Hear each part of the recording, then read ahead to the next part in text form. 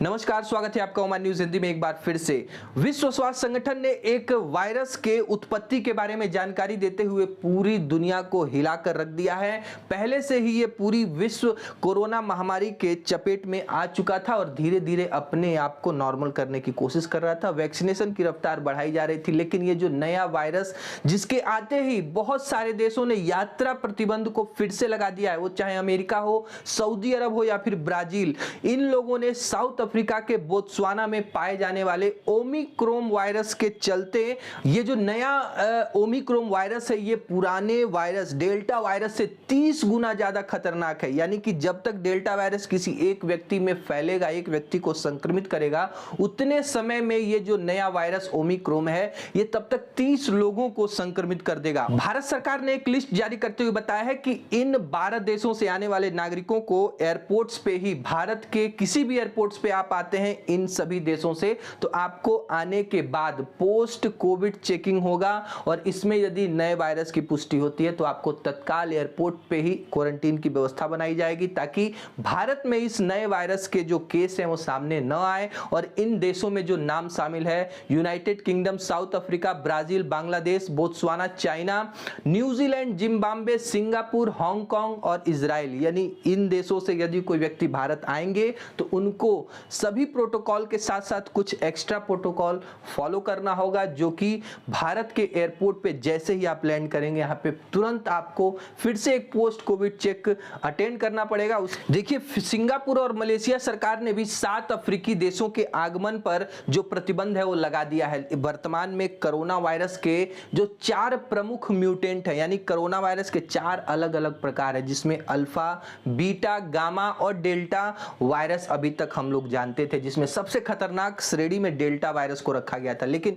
इससे भी ज्यादा जो खतरनाक हो गया है वो है ओमिक्रॉन। देखिए, यदि आप किसी भी देश में हैं और अभी तक आपने वैक्सीन लगाने में आनाकानी की है, तो तुरंत अपना वैक्सीन, तुरंत जाकर के अपने वैक्सीन को आप लगवा लीजिए, ताकि जो नए म्यूटेंट से आपके ऊपर किसी भी प्रकार का जो खतरा है वो कम किया जा सके। फिलहाल दुबई में शुरू हो चुका है 3 दिवसीय 3 डे सुपर सेल, जिसके अंतर्गत 500 से ज्यादा जो स्टोर हैं वो 72 घंटों के लिए 90% तक की जो सामानों पर जो छूट है वो दे रहे हैं। और 3 दिनों के अंदर आप 500 से अधिक स्टोरों में जाकर 90% डिस्काउंट का ऑफर उठाकर कोई भी कृषि, मत्स्य एवं जल संसाधन मंत्रालय ने बताया है कि मस्कट के जो समुद्री इलाके हैं वहां पर बहुत सारे मछुआरों को कृषि, मत्स्य एवं जल संसाधन मंत्रालय के औचक निरीक्षण के अधिकारियों ने पकड़ा है, क्योंकि ये अवैध रूप से हेज नेट का इस्तेमाल करते हुए मछली पकड़ रहे थे। कई लोगों के पास तो लाइसेंस भी नहीं था कि वो नाव को समुद्र में ले जाएं, और इन सभी मछुआरों को गिरफ्तार करके इनके ऊपर कानूनी प्रक्रियाएं चल रही हैं। और आपको पता होगा कि इस तरह के कृत्य में यदि कोई व्यक्ति पकड़ा जाता है तो उसके ऊपर जेल, फाइन के साथ साथ उसको देश से निर्वासित कर दिया जाता है। यानी कि आपके ऊपर आजीवन ओमान में आने से ओमानी सरकार बैन लगा देगी। आप ओमान की सल्तनत ने रसिया में हुए बहुत बड़े भीषण कोयला खदान के एक्सीडेंट में मारे गए 50 से अधिक मजदूरों को लेकर के एक संवेदना संदेश भेजा है, जिसमें रसिया की सरकार और रूस के लोगों के प्रति संवेदना व्यक्त की है, घायलों के शीघ्र स्वस्थ होने की कामना की है। भारत सरकार ने पिछले साल मार्च 2020 से ही नॉर्मल इंटरनेशनल फ्लाइट को बंद कर दिया था। उसके बाद से ही वंदे भारत मिशन या फिर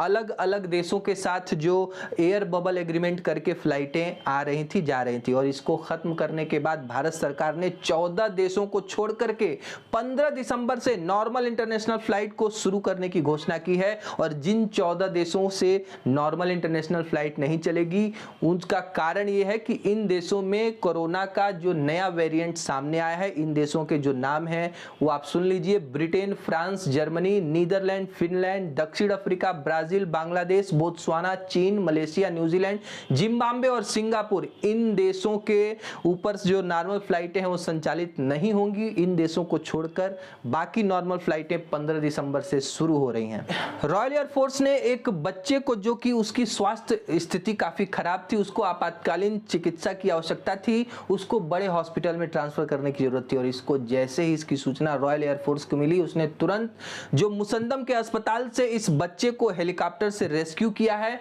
और इसको जाकर के सोहार के अस्पताल में स्थानांतरित कर दिया, जहां पे इसके मुताबिक जो विशेष उपचार की आवश्यकता थी उसको कंप्लीट कर लिया गया है और इस बच्चे की जान को रॉयल एयरफोर्स की मदद से बचाया जा चुका है।